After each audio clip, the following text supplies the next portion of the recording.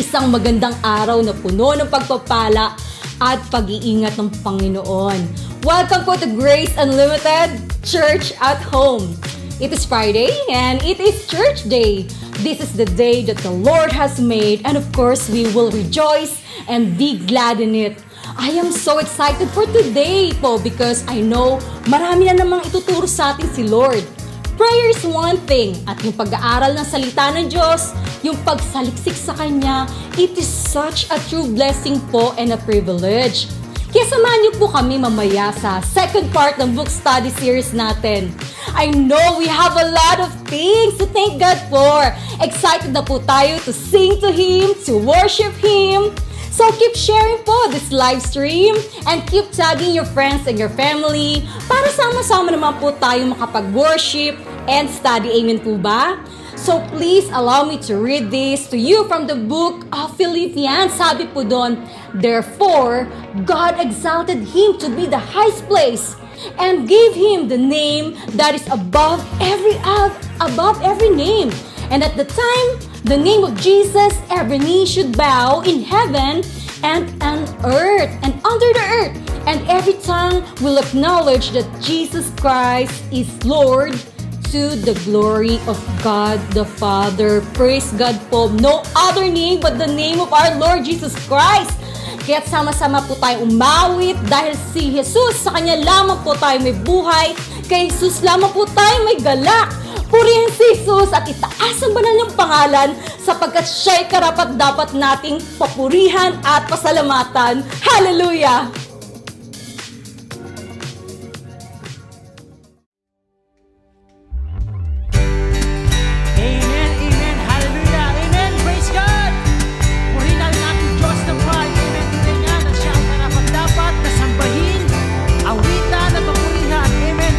Sigaw ng hallelujah sa Panginoon!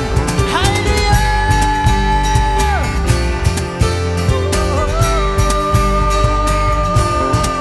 Yes, Lord!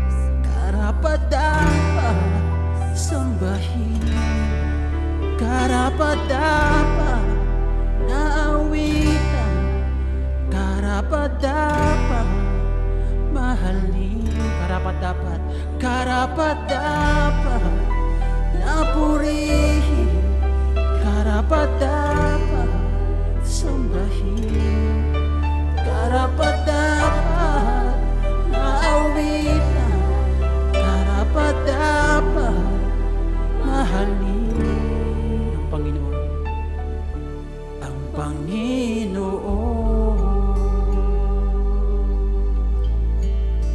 Oh Diyos, Panginoon, Ikaw ay karapat-dapat. Oh Diyos, oh Diyos, Ikaw ay karapat-dapat. Oh Diyos,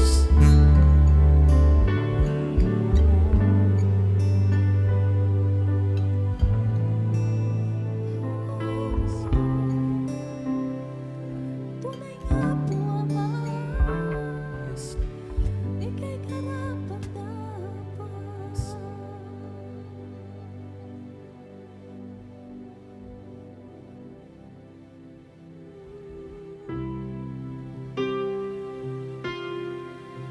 Sinabi nga po sa kanyang salita sa Jeremiah, "But I will restore you," sabi niya. "I will restore you to death and heal your wounds," sabi ng Panginoon, declares the Lord. Ano man ang pinagdadaanan mo ngayon, kumapit ka lang sa Panginoon. Kumapit ka lang at huwag kang matakot, huwag kang mangangamba. Sapagkat siya ay Diyos na buhay. He never fails. Oh Lord, we declare, oh we declare the Holy Spirit. Let a healing comes. Let a healing comes. Hindi ako matatakot, Panginoon. Hindi ako matatakot. Oh, you never leave me alone. Oh, I will not fear.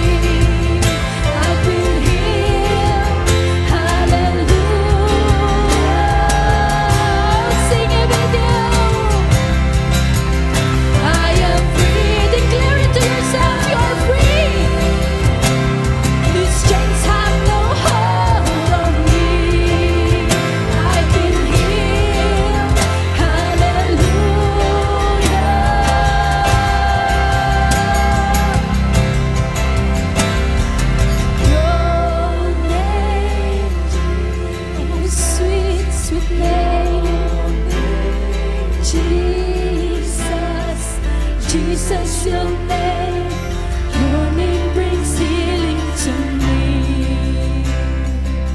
Sing it again. Your name, Jesus. Your name, Jesus. Jesus, your name brings healing to me. I want you to declare you are free. I am free. These chains have no hold on me. I've been healed. Hallelujah.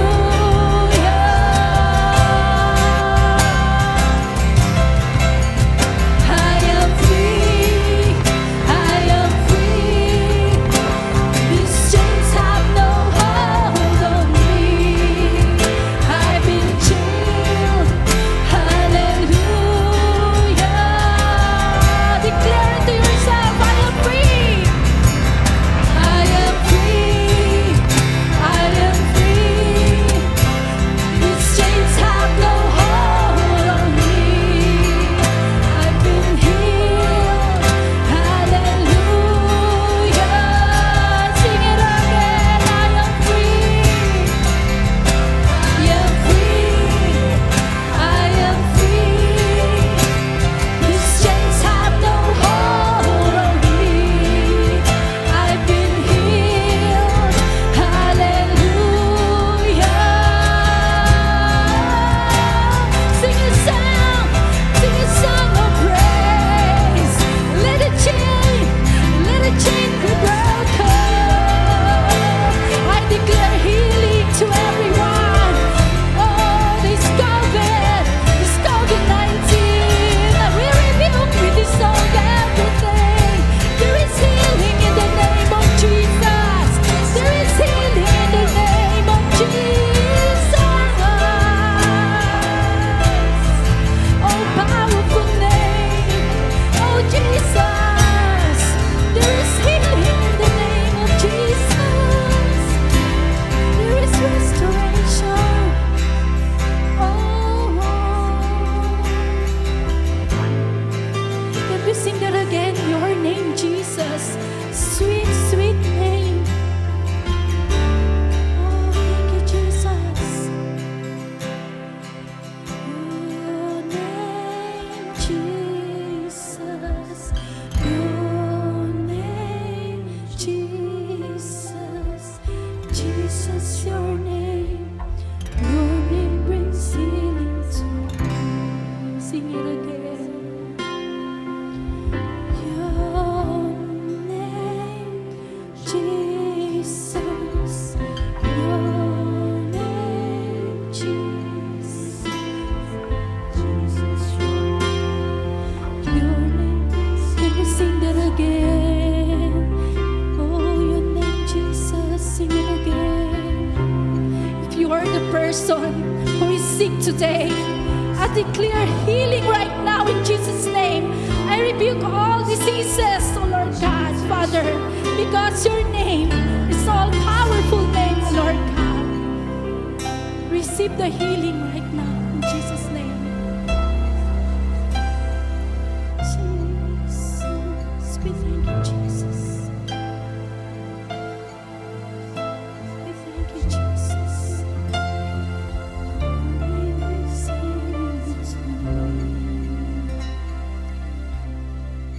Thank you, Lord. Thank you, Jesus.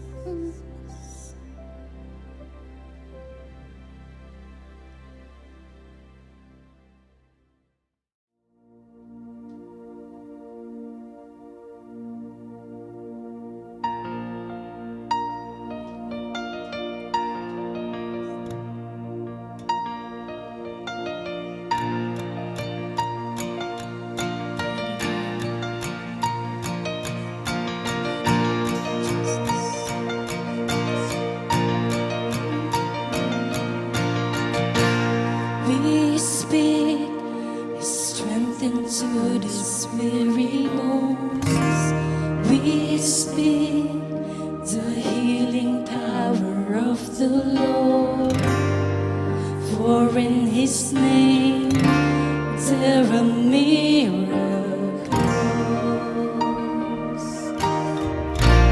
We speak, nothing is incurable. 'Cause we know that nothing is impossible. For in His name there are miracles. Our God is more than able. Our God will never fail. He is always with us. He is faithful till the end. Sing it again, we speak. We speak happiness to be restored. Rise up and give the glory to the Lord.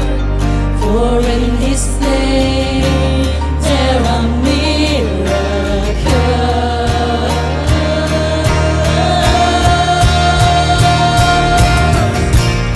Our God is more than able. Our God will never fail. He is always with us. He is faithful till the end.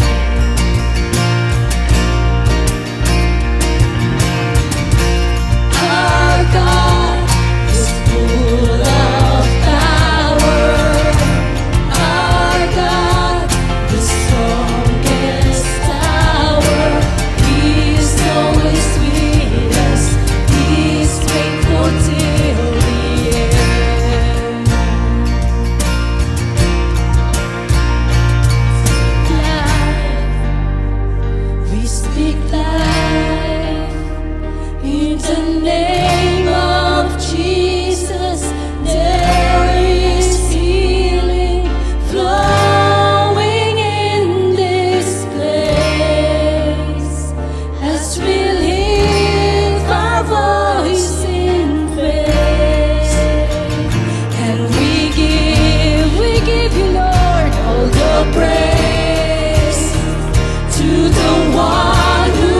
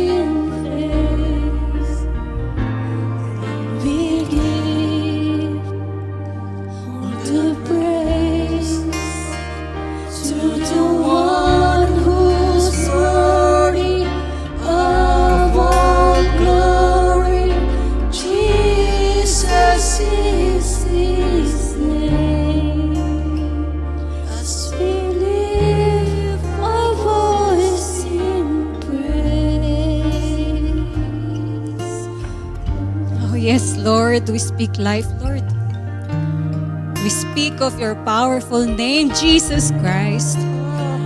No name under heaven, Father, na binigay mo, Panginoon, upang kami iligtas, Lord. Maraming salamat sa pangalan na iniwan mo sa amin, Lord Jesus. We honor you, Lord God. We give you praise. Your name is so powerful. Your name is so sweet, Jesus. Lord, sweet Jesus, maraming salamat. Paano pong hindi ka namin pasalamatan, Lord? Paano hindi ka namin papurihan, Lord? Ang sabi mo, when we go through waters, you will be with us.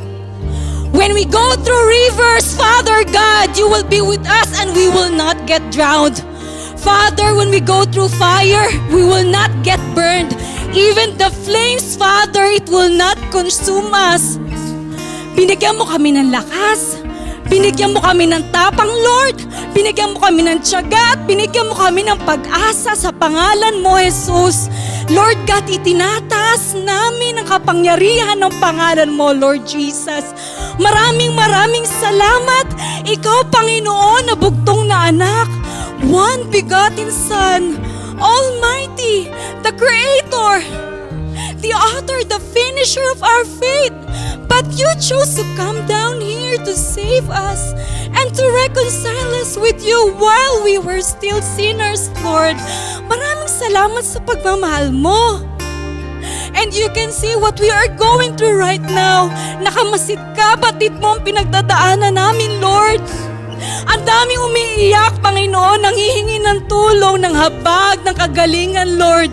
But we trust, Lord, sa iyong kabutihan. We trust sa plano mo. We trust sa pamamaraan mo, Lord. Kung ang kagalingan ay hindi maibigay, we still trust in you and we will have faith, Father God, that you know what you are doing. Pero dahil binigay mo ang pangalan ng anak mo, Jesus, we will use it, we will say it, we will use its power, we will claim it. And today we will speak life. Everyone who is watching, all of us here, Father, meron kaming mga kamag-anak, meron kaming may mga kakilala na may sakit, Lord. And today we speak of your name, your life in your name, Father Jesus. We claim healing, Lord God. We claim restoration, Lord God. We claim, Father God, yung hope namin, yung strength namin na umasa sa iyo, Lord God. May plano ka, Panginoon, when you allowed this pandemic to happen. It has been 2 years, Father God. And we know, Father God, that as we go through these deep waters, Lord, we go closer to you dahil lagi ka na sa amin, Lord. Panginoon, tinubos mo ang lahat, Lord God, sa dugo mo, Lord. You just did not give us eternal life. You just did not give us salvation, but you have given us the power to trample the enemies. You have given us the victory over these diseases. And we say, enough! We say enough sa pananakot sa amin ng diseases na to. We say enough sa pagpapahirap sa emosyon namin, sa katawan namin. We say enough, Lord. We stand on your word that by your stripes we were healed. Natapos na kami, pinagaling mo na. Today, Lord, sa iyong presensya, sa iyong pangalan, we speak life. We speak the power of your name, Jesus, that as we hear it, as we hear your name, the devil hears your name, the COVID hears your name, they will bow down because everything on the earth and under earth will bow down just on the mention of your name, Lord. Tinatayuan namin to, Panginoon. Here, we stand here, we say this, and we know that even our families who are not hearing this, they will receive healing, Father. They will receive restoration in their soul. They will receive restoration in their spirit. At isusulat mo mga pangalan nila, Panginoon, sa aklat ng buhay. Maraming salamat, Lord God. Lahat ibinigay mo. Sabi mo nga, Lord, no fear in perfect love. And you have perfected it all, Panginoon. Maraming salamat, Lord God. Lord God, itinataas namin muli ang pangalan mo, Lord. Ang presensya mo na ikaw na nakaupo sa kanan ng Ama. Tinataas ka namin, Lamb of God, who takes the sins, the sicknesses, the condemnation, fear, guilt, nasa iyong paanan, Lord. Maraming salamat. Mabuti ka, Panginoon. Mabuti at malaki ang pagmamahal mo sa aming lahat. Maraming salamat. Oh, Panginoon, makapangyarihan sa lahat. Oh, pinupuri ka namin, Lord God. Maraming salamat po. Maraming salamat po. And today, as we end this, Father God, we stand, Father God, victorious, Father God. Alam namin binigay mo ang kasagutan sa mga panalangin. Lahat ng ipinanalangin namin gumaling, Panginoon, binigay mo ang kalakasan, ang kanilang katawan, Panginoon. Ibinalik mo, Panginoon. Maraming salamat po. Ikaw ang pag-asa. Ikaw ang ligaya namin, Panginoon. Ikaw ang lakas namin. Sa inyo lamang kami aasa, Panginoon. Maraming salamat po. Alam namin na kayo nakinig. Alam namin na kayo nagbigay at patuloy na magbibigay. Maraming salamat sa pag-asa, Lord God. Ang lahat ng papuri, lahat ng pasasalamat, lahat, Panginoon, ay pinabalik lamang sa iyo, Panginoon, sa paanan mo, makapangyarihan Diyos. Maraming salamat, Panginoong Jesucristo. Praise you, Lord. Maraming salamat po.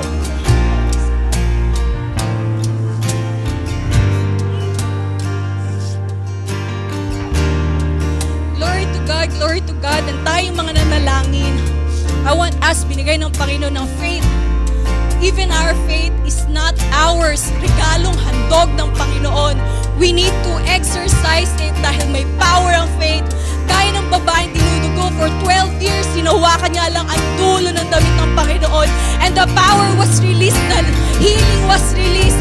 Paniwalaan mo, you may not see it here physically yet, but spiritually, God is doing something. God is going beyond the sin.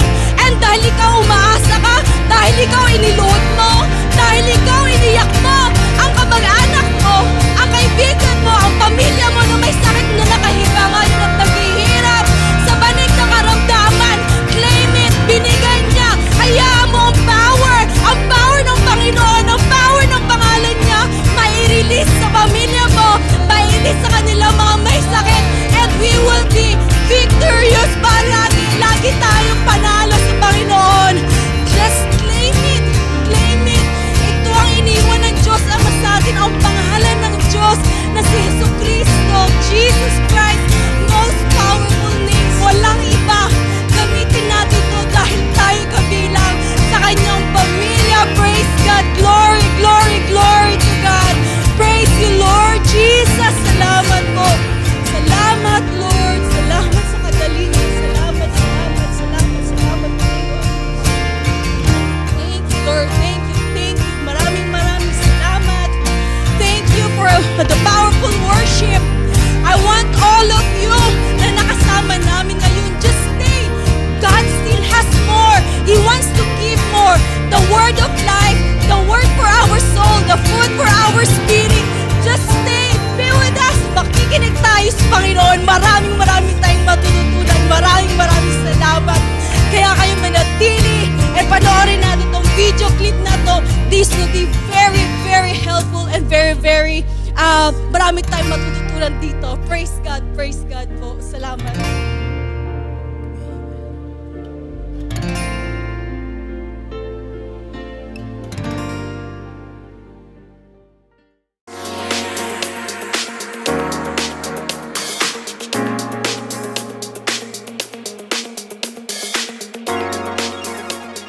The book of Joshua. Let's back up and remember the story so far. So God chose Abraham, and then his family became the people of Israel, who are then enslaved down in Egypt. And so through Moses, God rescued Israel out of Egypt. He made a covenant with them at Mount Sinai, and he brought them through the wilderness. So Israel then camped outside the promised land, and Moses called them to obey God's commands so that they could show all the other nations what God is like. The book of Joshua picks up right after Moses has died, and Israel's ready to enter the land. So the story of Joshua is designed with four main movements. Joshua first leads Israel into the promised land, and then once they're there, they meet all this hostility from the Canaanites, and so they engage them in battle. Then after their victories, Joshua divides up the promised land as the inheritance for the 12 tribes, and then the book concludes with these final speeches that Joshua gives to the people. So let's dive in and we'll see how all of it flows together. The first section begins with Moses' death, and Joshua is appointed as Israel's new leader. And the author intentionally presents Joshua as a new Moses. So like Moses, Joshua calls the people to obey the Torah, which means the covenant commands that they were given at Mount Sinai. And then Joshua sends spies into the land, just as Moses did back in Numbers chapters 13 and 14, except it goes way better this time. In fact, even some Canaanites turn and follow the God of Israel. Joshua then leads all Israel across the Jordan River and into the land. Just like the sea parted for Moses in the Exodus, so here the river Jordan parts and the priests carry the Ark of the Covenant across, leading all Israel with them. Now, in chapter 5, the story transitions. So the people look back to their roots as God's covenant people, and so the new generation is circumcised and they celebrate their first Passover in the land. But then they turn and prepare to go forward. And Joshua has this crazy encounter with a mysterious warrior, who, it turns out, is the angelic commander of God's army. And Joshua asks, "Are you for us or are you for our enemies?" And the warrior responds, "Neither," which shows that the real question here is whether Joshua is on God's side. It makes clear that this whole story is not about Israel versus the Canaanites. Rather, this is God's battle, and Israel is going to play the role of spectators or sometimes supporters in God's plan, which leads to the next section. We find stories about all these conflicts that Israel had with different Canaanite groups. And the first part retells the story of 2 battles in detail, and that's followed by a series of short stories that condense years of battles into a few brief summaries. So the first 2 battles are against Jericho and then Ai, and they offer these contrasting portraits of God's faithfulness versus Israel's failure. At Jericho, Israel is to take a completely passive approach. So they let God's presence in the ark lead them around the city to music for 6 days. And just like Rahab turned to the God of Israel, maybe the people of Jericho would do the same, but they don't. And so on the 7th day, the priests blow the trumpets and the walls come falling down, leading Israel to victory. The point of the story is that God is the one who will deliver his people. Israel simply needs to trust and wait. Now, the next story of the battle at Ai makes the opposite point. So there's this Israelite named Achan, and he steals from Jericho some of the devoted goods that were to belong to God alone, and then he lies about it. It's a pretty lame move after all that God has done for Israel. And so Israel goes into battle with the city of Ai, and they're totally defeated. And it's only after humble repentance and severely dealing with Achan's sin that Israel gains victory. And so together, these 2 stories, they're placed right up front to make an important point. If Israel is going to inherit the land, they have to be obedient and trust in God's commands. They don't get special treatment. Now, the second part of this section begins with the Gibeonites, a Canaanite people group, and they do just what Rahab did as they turn to follow the God of Israel and they make peace with Israel. This is in contrast to all of these other Canaanite kings who start to form alliances and coalitions, and they want to destroy Israel. So Israel engages them in battle, and they win by a landslide. And so this whole section concludes with this summary list of all of these victories won by Moses and then by Joshua. Now, let's stop for a second, because odds are that these stories and the violence in them, they're going to bother you. And if you're a follower of Jesus, you're bound to wonder, like, didn't Jesus say to love your enemies? Why is God declaring war here? So first, why the Canaanites? The main reasons are actually given earlier in the biblical story. It's that the culture of the Canaanites had become extremely morally corrupt, especially when it comes to sex. Go check out Leviticus chapter 18. And they also widely practiced child sacrifice. Go see Deuteronomy chapter 12. And so God didn't want these practices to influence Israel. The Canaanites had to go.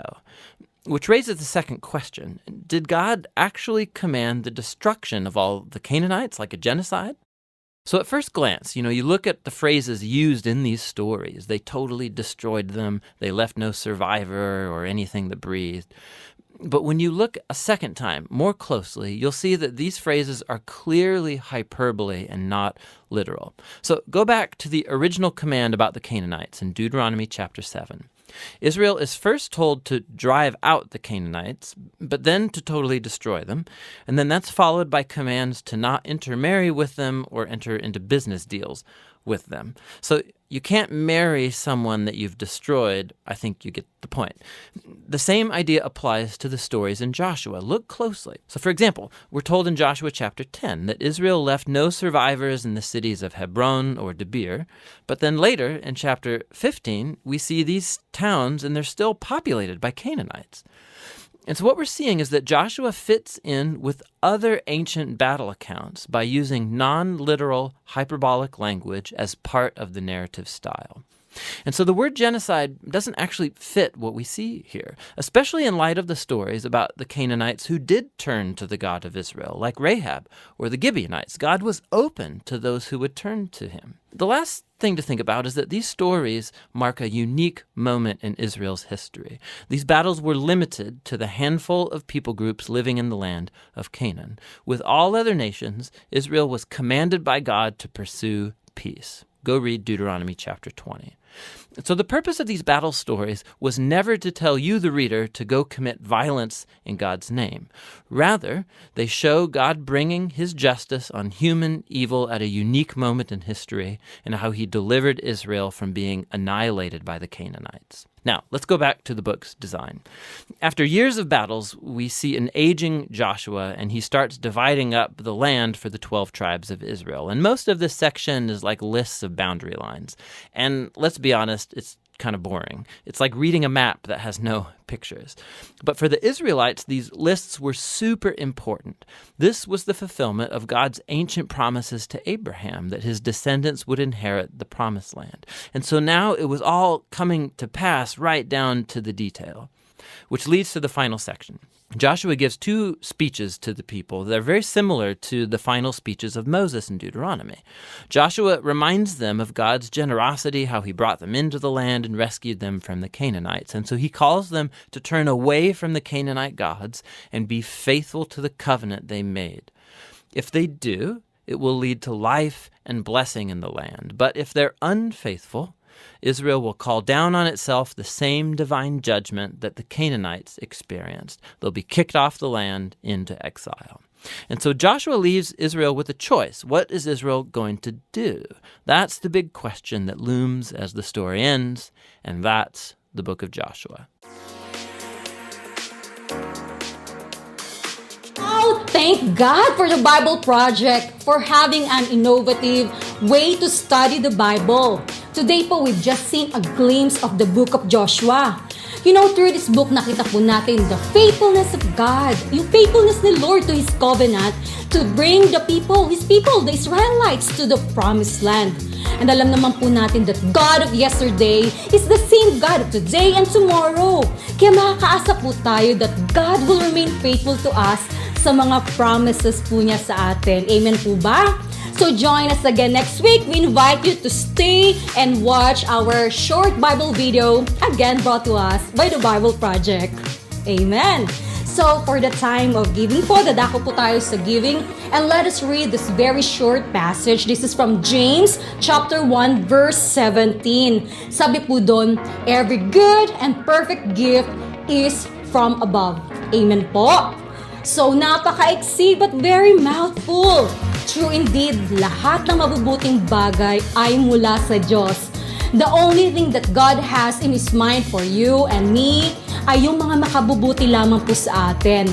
God loves to bless us, God loves to give to us, and every time po that we give to the Lord, even through our generosity to this church, we show po that we honor God and we acknowledge Him as the source of everything.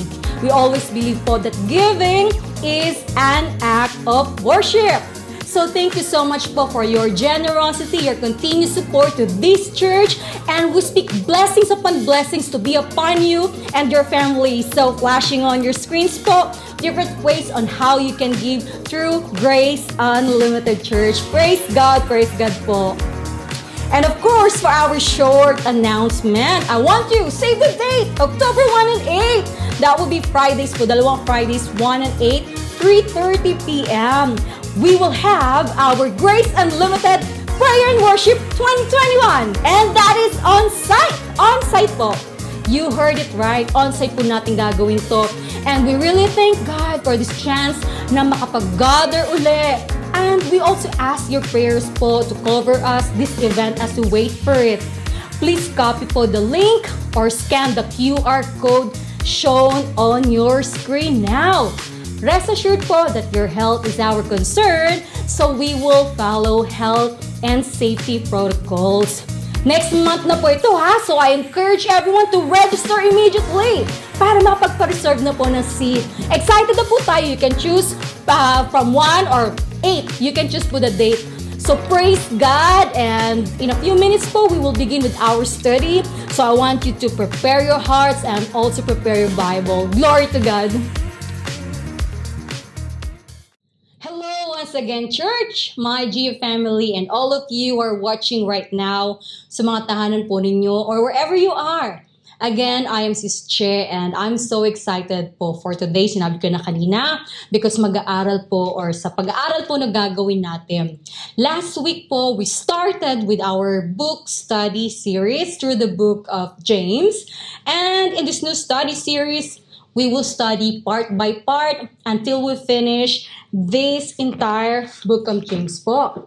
But before we go further before we go any further, let us first commit this study to our Lord, of course. So Father God, we commit this study to you, Lord God, and we speak, Father God, Holy Spirit of your revelation na i-open po yung mga hearts namin, Panginoon, na aming mga isip to receive, Lord God, yung word mo po na magpapalakas sa amin, Lord, sa aming faith, at sa pagkakilala namin sa inyo, Panginoon, na siya namang magagamit namin in this life, Father.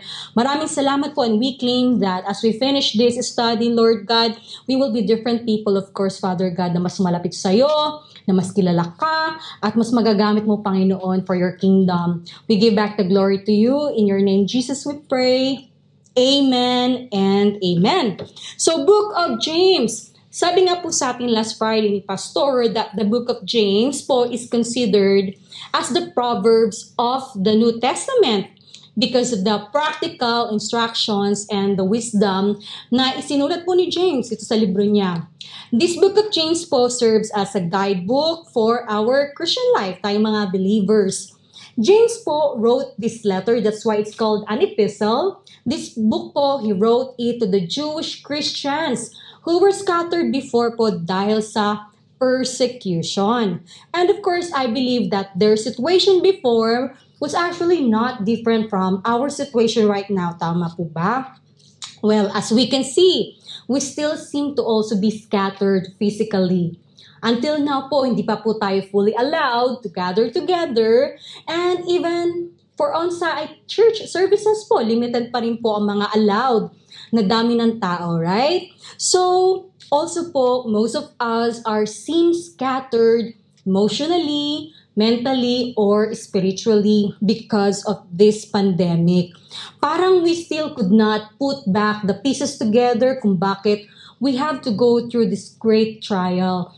Especially us po who lost our loved ones or who lost our means of living.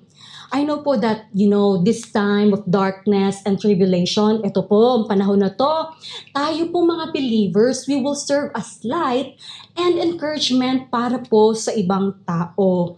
Kaya napaka-applicable po itong teaching ni James. Not only sa pag-deal natin ng trial and temptation, gaya na pinaliwanag ni Pastor before, but also to learn practical instructions on how to grow in our faith and in our Christian life. So again, last Friday po, Pastor Jeff covered po the first part ng chapter 1, yung naunang part. It's about trials and temptations, right? So we learned to consider it a pure joy. Diba sabi po ng verse, consider it a pure joy. That is to remain joyful in the midst of trials. Bakit daw? Dahil ang pagsubok po, it will produce perseverance and a mature faith. right? Mature faith. If we don't give up, we will win over trials and we will see how genuine pala yung faith natin, makikita natin yon. And kung paano tayo nito pinatatag at mas inilapit sa Panginoon. Then we also learn po about temptation. Of course, yes, kung may trial, meron ring temptation. They both exist po. But if God uses trial to mold us, remember po that God will never ever use temptation toward us. If we have this mindset po that God is tempting us to test us, well, we have to correct that wrong mindset. Because the Bible says that God is never tempted to do wrong and He never tempts anyone. God will never do that. So God will never tempt anyone para magkasala sa Kanya. Temptation po is used by the enemy to destroy us, to kill us, and para mailayo tayo sa Panginoon.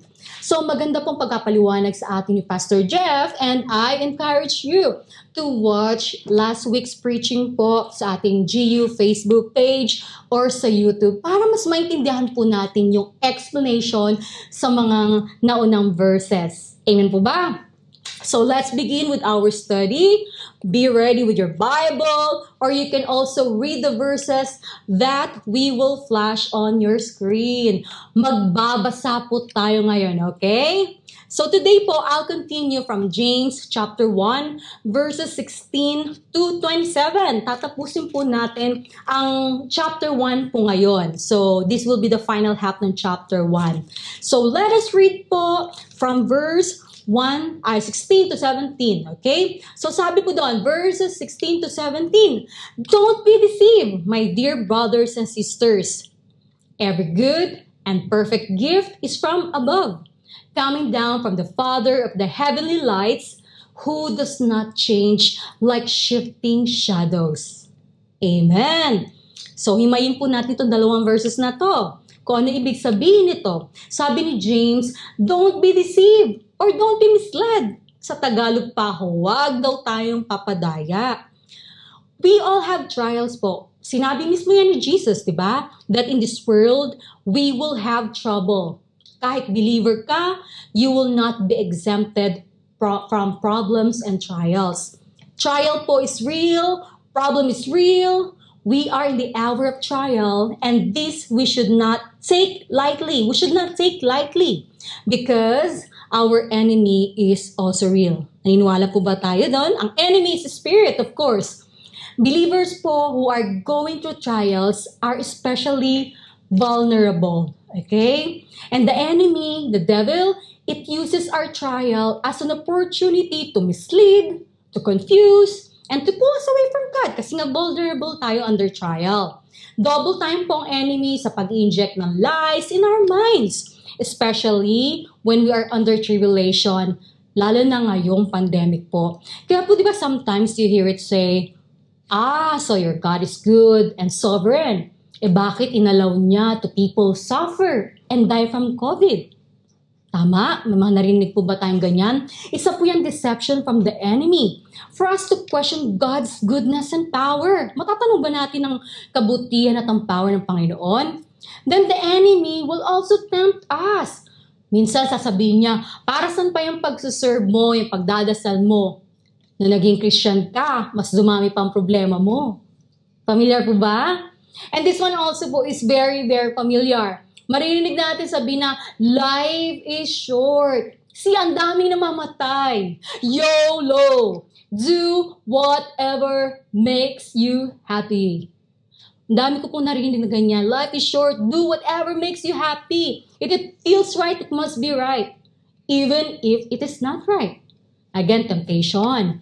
Most of the times po, the enemy will direct us to people who do not follow God, but whose lives are going very well. Yung tipong parang wala naman silang Diyos na kinatatakutan, pero parang ayos naman ang buhay nila. Diba? Kaya nga po sinabi ni James, don't be deceived. Be alert, huwag papadaya. Mag-ingat po tayo sa pandarayan ng kaaway, okay? And our greatest weapon po to withstand trial and temptation, that is, yes, the Word of God. That is the word of truth. And the truth is, God is always good. Yan po yung binasa natin kanina sa verse 17, di ba? Ang sabi doon, every good and perfect gift is from above, from the Father. God po is the author of everything that is good and the finisher of every perfect gift. So whatever the Lord gives, whatever He does, whatever He allows, it is good. And by faith, paniwalaan mo po yan. Psalm 25:8, it says there that the Lord is good and He does what is right. Naniniwala po ba tayo doon? Well, the only problem is we see things only on our own perspective. Especially if something happens that does not pass to our standard of goodness. May standard po tayo ng goodness, yung parang maganda lang, yung masaya lang. Let's say yung trials. Then kapag yun dumating sa atin, we see it bad, as bad thing, right? And then sometimes we blame God. But the truth is, we just don't see the bigger picture that God actually intends that to happen for our own good. You know, James called God as the Father of heavenly lights. Sabi dun sa verse, Father of the heavenly lights who does not change like shifting shadows. Ang ating Panginoon daw, di ba? God is the creator of light. And light po stands for that which is good. Ang liwanag ay sa Panginoon, ang kadiliman ay sa kaaway. God is light and His light dispels darkness. And I want you to think about the sun, yung pong araw sa kalawakan. Okay? Gaya ng araw na hindi po nagbabago sa liwanag nito, God also does not change in His essential nature, in His light, and in His goodness. Di ba po ang araw hindi naman nagbabago sa pagbibigay ng liwanag? Nangyari na po ba na nawala ng liwanag ang araw? Yes, there are times that it's too cloudy or umuulan or gabi na. Times that we don't see sun, just like now, hindi natin nakikita ang araw. But it does not mean that the sun is not shining. We may not see the sun here, but surely it is shining somewhere else. Tama po. So ganun rin po ang Panginoon. Never siyang tumigil sa pagiging mabuti dahil likas siyang mabuti. God is everything that is good and pure. You know, I remember po yung story ni Joseph from the Old Testament. He was sold by his brothers out of their jealousy. Narinig na po natin to, surely. So Joseph became a slave in a foreign land kasi binenta nga siya ng mga kapatid niya. He became a slave. And that is trial, di ba? Then one time po, his master's wife tried to seduce him. Inakot siya. And that is temptation. But Joseph withstood the temptation. Hindi po siya nagpadala. Hindi siya nadala dun sa tukso ng asawa. Yet, he was framed up and he ended up in the prison. Nakulong po siya. And actually, that's another trial. Trial despite his obedience to God. Then years passed by po, and God's purpose was revealed. And Joseph became a powerful man who later on helped his family. And ano pong sabi ni Joseph sa mga kapatid niya na nagbenta sa kanya, di ba sabi niya, you intended to harm me, but God intended it for good. Amen po. You intended to harm me, but God intended it for good. Kinanta po natin yan kanina. Denial, trial, suffering, temptation. Joseph had gone through all this, but he never lost his faith in the goodness of God. The goodness of God that can be found here in His Word. And Joseph was an overcomer. So tayo po, panghawakan rin po natin na laging mabuti ang Diyos. Mabuti ang kanyang pamamaraan, mabuti ang kanyang plano. And malalaman po natin yan when we read Him, when we know Him through this Bible. Amen? So let's continue po to verse 18. Second verse, okay? Verse 18. Third verse actually. Sabi ni James that God chose to give us birth through the word of truth, that we might be a kind of first fruits of all He created. Okay? So ibig sabihin po doon, God chose or God initiated our salvation. And that is to give us a new life, a new birth through the word of truth. Our salvation po is an act of God's will. Okay? Kalooban lamang po niya and receiver lamang po tayo. Remember po that we were spiritually dead. Napaliwanag na po natin, nasabi na po natin yan before. We were spiritually dead because the wages of sin is death. And since lahat tayo nagkasala, lahat po tayo ay namatay spiritually. Pero ang sabi, di ba, niloob ng Diyos na tayo ipanganak muli spiritually through His Word and through His Spirit. In theological term po, this is called regeneration, or what we commonly know as born again. Okay? Born again po is not a religion, just a reminder, but it is a spiritual experience. Sabi po sa John chapter 3 verses 5 to 6, sabi doon, Jesus answered, "Very truly I tell you, no one can enter the kingdom of God unless they are born of water and the Spirit. Flesh gives birth to flesh, but the Spirit gives birth to spirit." Okay? So when the Word of God and the Spirit of God come together in our hearts, then we are born again in spirit. And we are reborn to the family of God. Minsan po tayong kaaway ng Diyos dahil sa mga kasalanan natin. Pero nung tayo na born again ng kanyang salita at ng kanyang espiritu, we become family of God again. Ang ating spiritong patay sa kasalanan ay binuhay na muli. So ang ating kaligtasan ay libreng kaloob lamang po ng Diyos. Kung ikaw po ay tumanggap kay Kristo ng buong puso, well, praise God.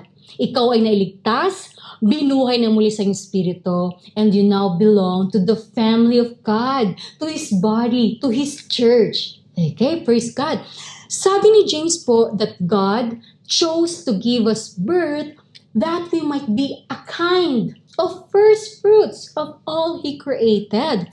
Sabi sa Tagalog na tayo'y maging pangunahing bunga sa kanyang mga nilalang. Tayo pong believers, tayo pong church, we believers church, the body of Christ, tayo po ang first fruits of God's salvation harvest.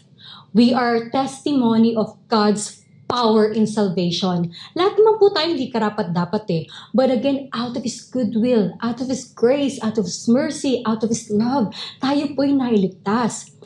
Back in the Old Testament po, first fruits were the first of the crops that were holy and offered to God at the beginning of the harvest.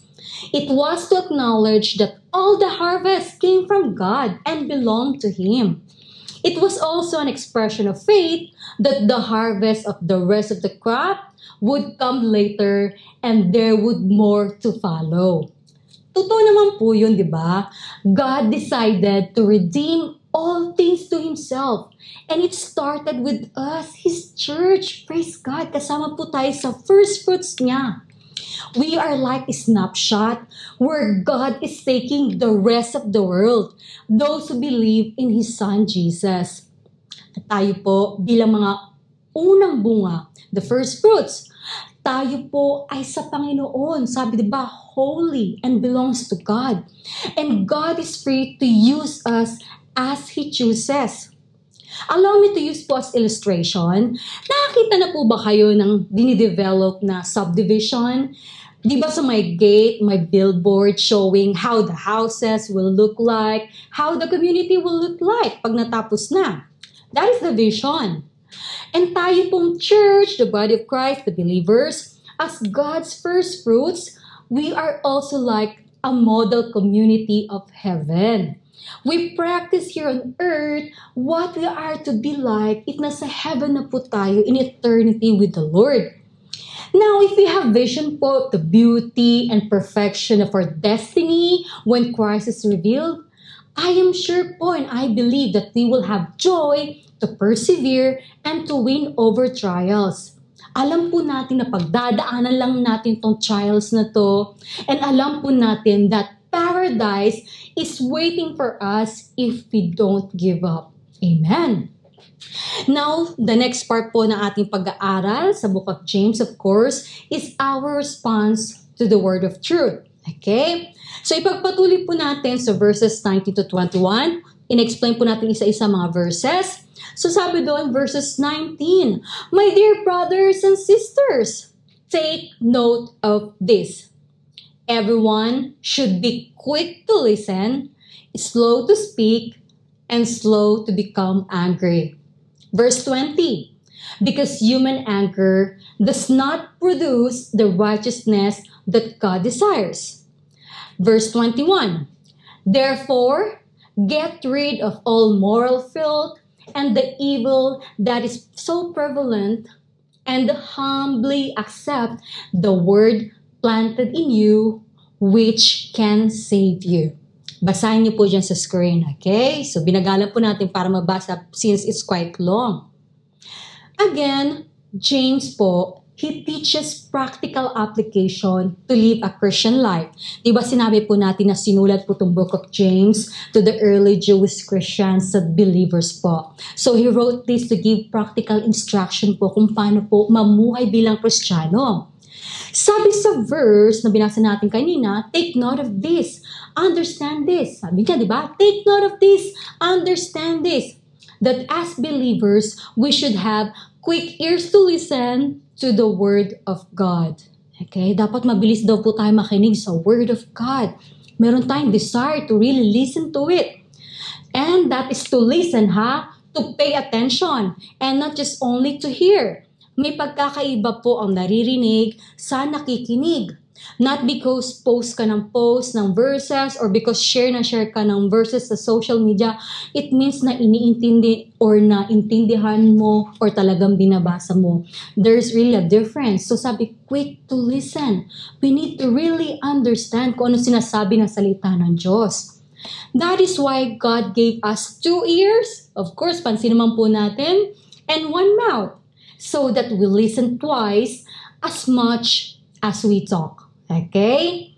If you also notice po, di ba, yung tongue, yung dila po natin, it was placed behind our teeth. Nakakulong po ang dila natin sa mga ngipin natin, di ba? Di ba? Come to think of it po. But how many times did we release unnecessary and hurtful words only because we did not listen? Nag-react na agad tayo without knowing what really happened. And this also happens even sa mga Christians. Kaya sinasabi ni James, kailangan nating tandaan tong instruction na to. Kailangan makinig, iwasan ang pagsasalita kagad and magagalit. This message po is for all of us, okay? Marami po sa ating nakarelate sa atin ng guilty. Again, Christians are not exempted. Kaya tinutuwid ni James. And of course, kasama na po ako dun. That's why we need to really humble ourselves as we listen to what God is telling to us today, okay? Because sabi, death and life are the power of tongue. Okay? Death and life are here sa ating maliit na organ, itong dila. Our words are containers. They either carry life or carry death. So tayo po, especially po tayong believers, we really need to be very careful on what we say, and we need to be slow to get angry. Because sabi ng verse 20, anger does not produce righteousness that God desires for us. Okay? Ang anger daw, hindi nakaka-produce ng righteousness na gusto ng Panginoon. Being angry po is not a sin, kaya may tinatawag na divine indignation. But there is a fine line to lead it to sin. Okay? There's a fine line, kaya mag-iingat po tayo. Is our anger being self-centered or other-centered? Pero di ba po, most of the times, we are angry because of what was said or done to us? Tama. Someone said or did something to us. Nasaktan ng pride natin. We feel that we didn't deserve it. Yung pagiging angry po, it is not only sa pag-burst ng emotion, but it is also po yung pagkimkim ng resentment sa puso. Kasi ang sabi nga, when you are angry, it will produce bitterness. And then yung bitterness po, magpuproduce po siya ng hardened heart. Ganun po pala yun, no? Kapag nagagalit tayo palagi, nagiging bitter tayo, tumitigas po pala yung puso natin. Kaya minsan hindi na tayo sensitive, wala na tayong pakialam, naging sensitive tayo, naging indifferent na tayo. So before we react to anything, we need to go back to the Word of God. Okay? Bago mag-react, anong sinasabi ng Word of God? Sabi ng verse, di ba? Humbly accept the word that was planted in you, which can save you. May pagpakpakumbaba kung ano sinasabi nito. Kasi kung hindi ka humble, may nabasa ka, you will disregard it. Hindi mo paniniwalaan kasi mas importante sa'yo yung naramdaman mo na nasaktan ka to get even or iparating sa tao na nasaktan ka. The Word of God po can save us even from situations na tempt na tayong makapagsalita ng hindi maganda.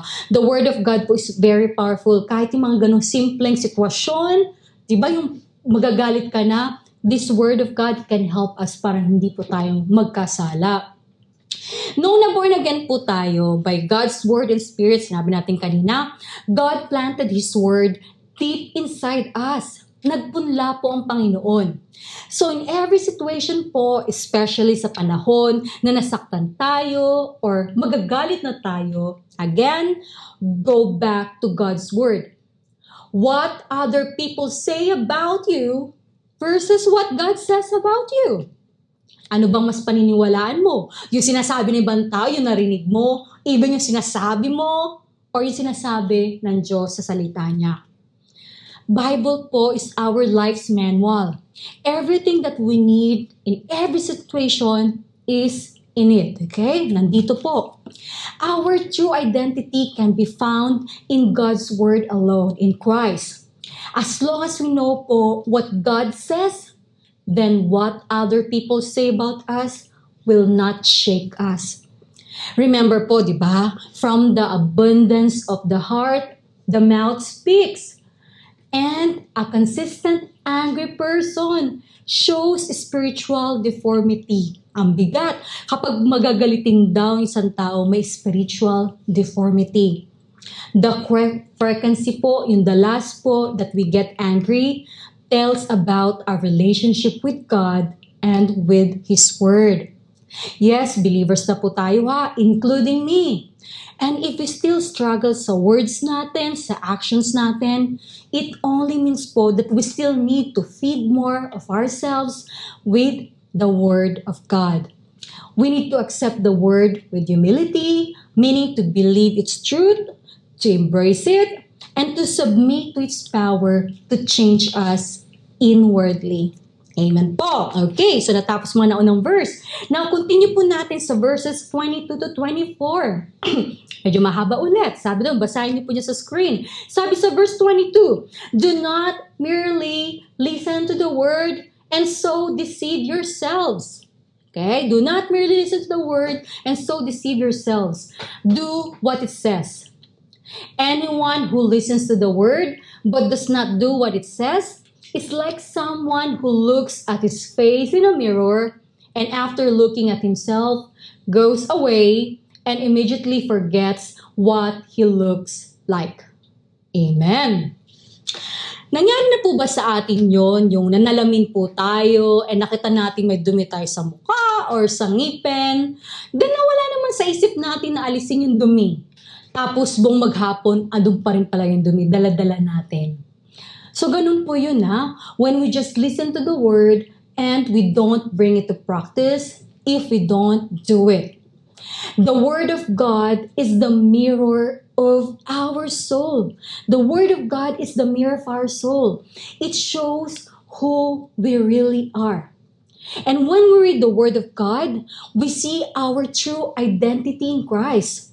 And we also see what we are not in our behavior, in our actions, and in our words.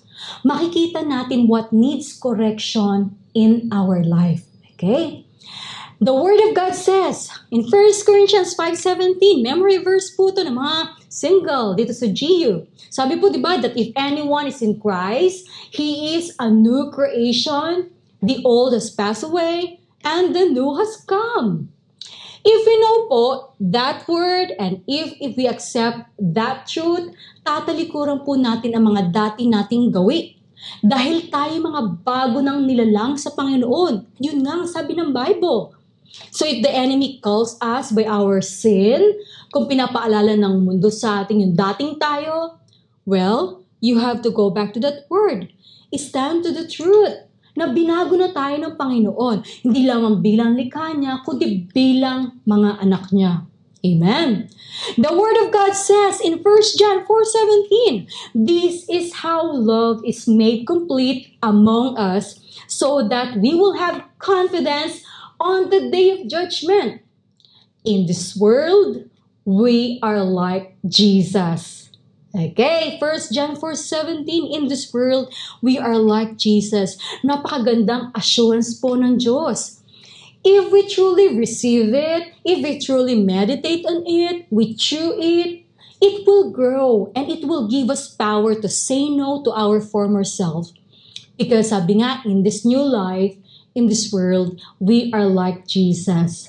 I pray po na malinaw po sa atin yan, ha? So it's very, very important kung ano po sinasabi ng word, not only about God, but especially about us.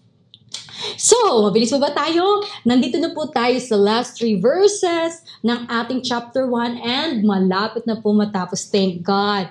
So, let's read from verse 25. Sabi po doon, but whoever looks intently into the perfect law that gives freedom and continues in it, not forgetting what they have heard, but doing it, they will be blessed in what they do. Amen. Basahin po natin dyan. So as we read po the Bible and intentionally seek the Lord and meditate on it, we will see po and understand the perfect love of God that is so liberating. Mauunawaan po natin at makikita po natin sa bawat pahina po ng Biblia yung perfect love ng Panginoon and His perfect law also that gives us freedom. And God's perfect law is to love each other as He has loved us. Love each other as He has loved us. And yes, we can love others because God first loved us. We can serve others because God first served us. And we can be good to others because God is good to us. It is so comforting po that God initiated everything. Glory to God that He initiated everything.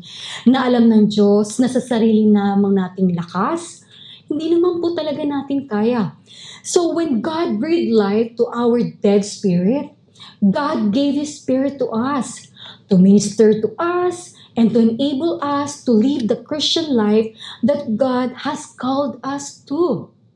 And yun po yung freedom, that there is no condemnation in Christ, that we have the helper inside of us. That is the Holy Spirit. The Holy Spirit who strengthens us and leads us to pursue holiness and righteousness. Wala naman po yung pagagawa ang Diyos na hindi niya tayo tutulungan eh. Kaya nga binigay niyang helper, ang Holy Spirit. If we acknowledge that the Holy Spirit and we rely on His leading, living a holy life that's so pleasing to God will just be as normal to us. Ang dami nga po sinasabi, do this, do that, diba? But again, if we follow the leading of the Holy Spirit, hindi na po mahirap para sa atin, yun is normal. Kasi namumunga na po tayo sa mabuting gawa. Normal na, namumunga na kasi tayo. And sabi nga, we will be blessed in what we do. Praise God po. Dako na po tayo for our last verses. Excited na po sila. Natapos po natin ang James chapter 1. Matatapos na. Sabi po ng verses 26, those who consider themselves religious and yet do not keep a tight rein on their tongues deceive themselves, and their religion is worthless. Sabi sa 27, religion that God our Father accepts as pure and faultless is this: to look after orphans and widows in their distress, and to keep oneself from being polluted by the word. Amen. So when we give the word of God the rightful place in our hearts, in our life, when we give our attention, hearing it, when we give our reception, receiving it, and when we give our application, doing it, then we will bear fruits, and our life will be far more than just religiosity. Okay? Hindi lang po yung pagiging religious. Dahil alam mo na anumang mabuting gawin natin, we do it not just for us to merit God's favor or para magmukhang religious. We do it because of our true relationship with the Lord and His Word. Sabi nga, di ba, namumunga na kasi tayo. And so, if namumunga na tayo, we can see changes in our lives. Makikita ng tao that we are different.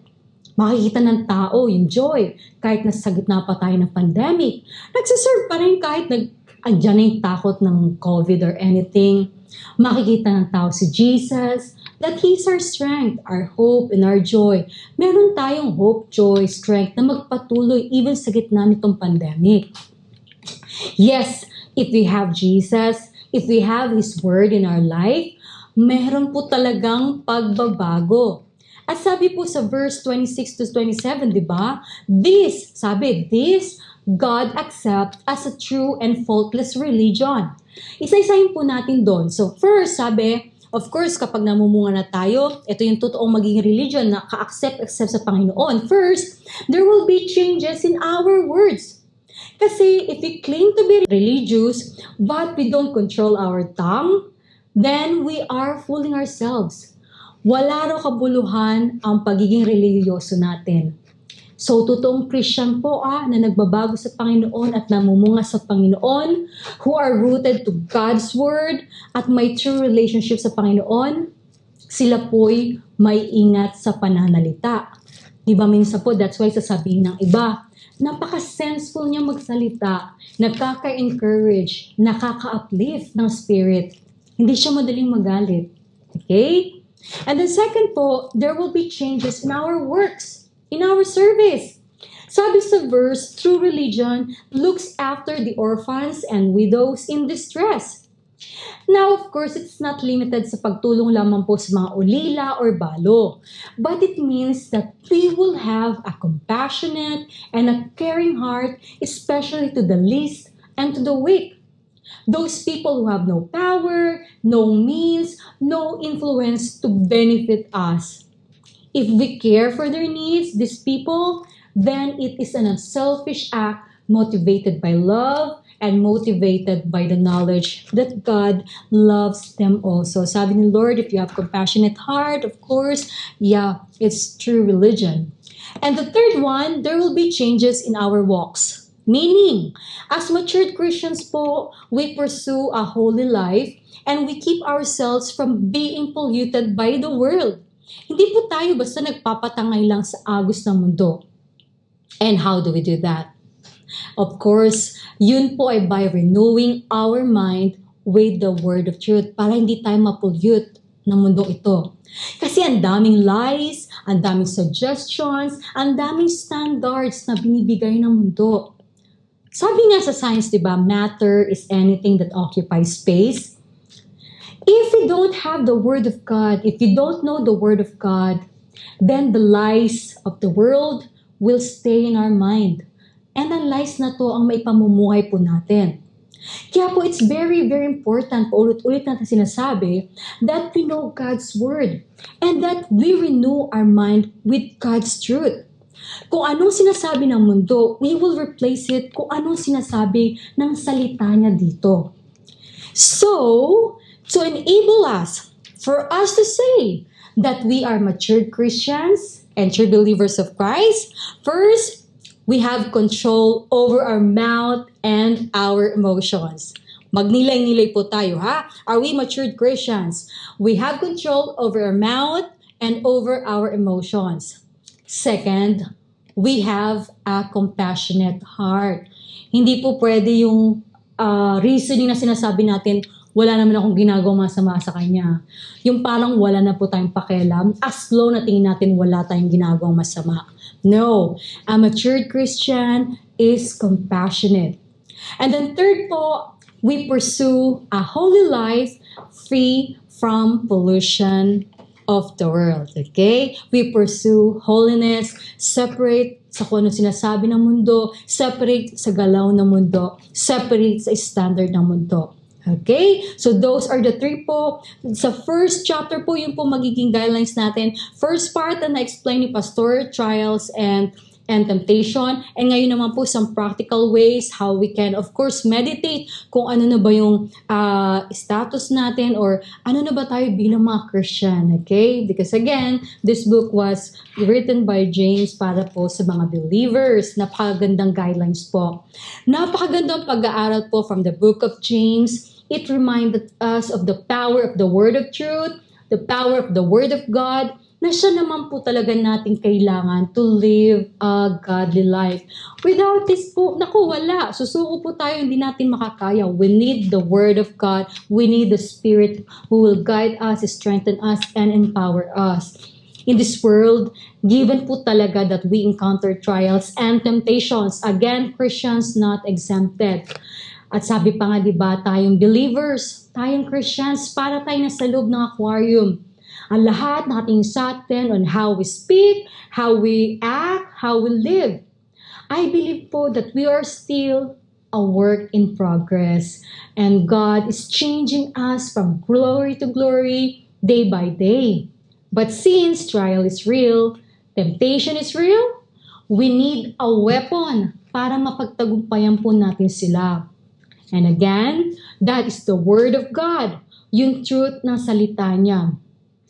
And for people, I hold on to this, when God said, I love this verse, my grace is sufficient for you, for my power is made perfect in weakness. We have po all reasons, we have our own reasons, we have our own excuses, why we cannot open the Bible, or why we cannot be so serious po to study the Word. And only God knows those reasons.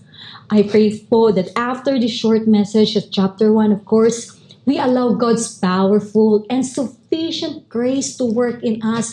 Hindi po natin ma-underestimate yung grace ng Panginoon para mabago tayo inwardly. Magkaroon tayo ng hunger for the Word, to really seek Him, and to obey what He says. Glory to God. So let us close this study po in a prayer. Chapter 1 finish. Praise God. Praise God.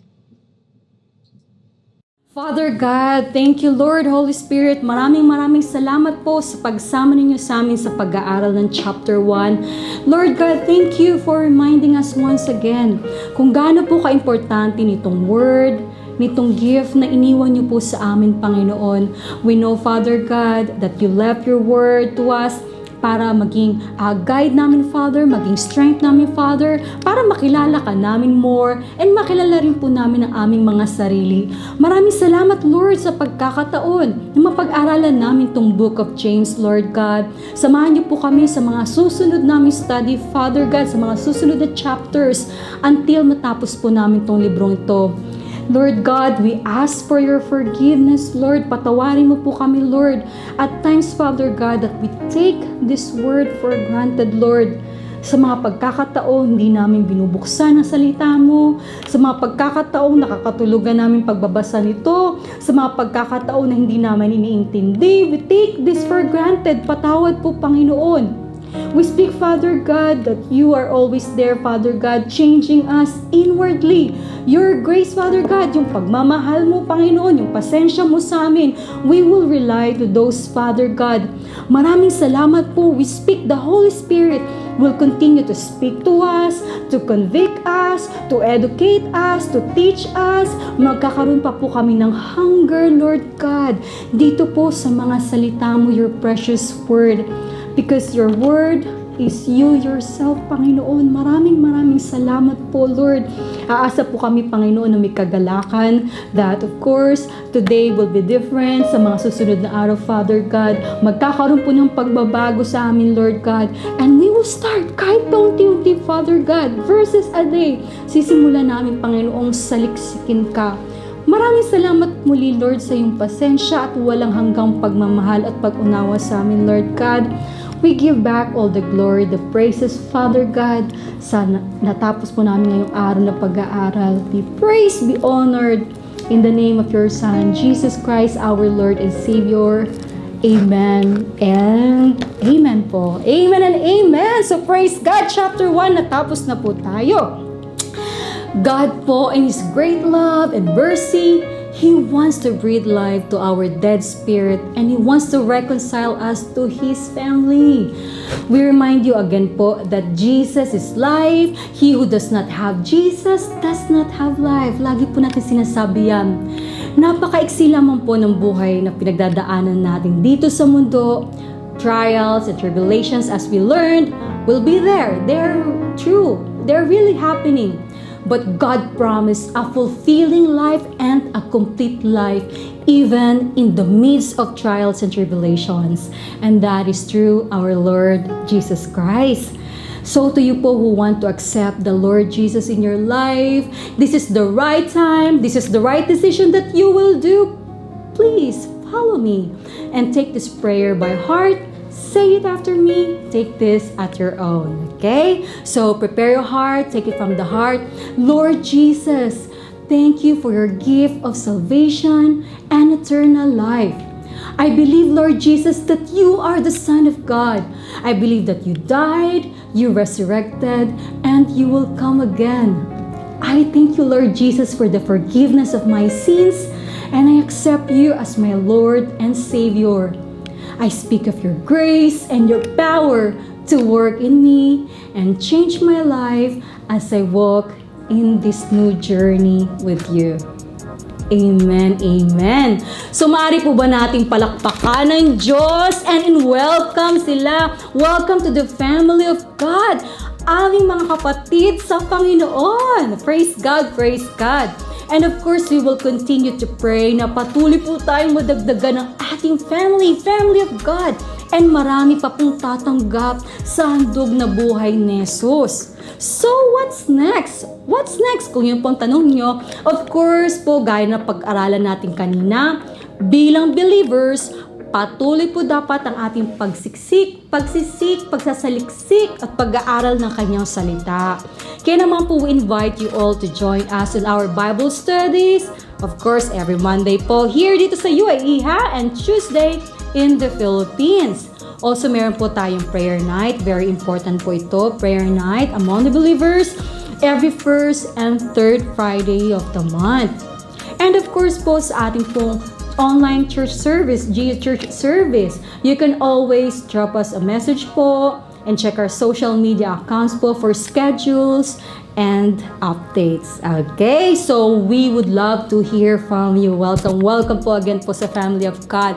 So see you all again next Friday. And we will start with the second chapter of the book of James. Very exciting. Napakagandang pag-aaral po nito. Imagine pag natapos natin ang book of James, may isang libro na tayong natapos sa Bible. So remember po that we have our powerful weapon, very powerful weapon po sa hamon ng buhay.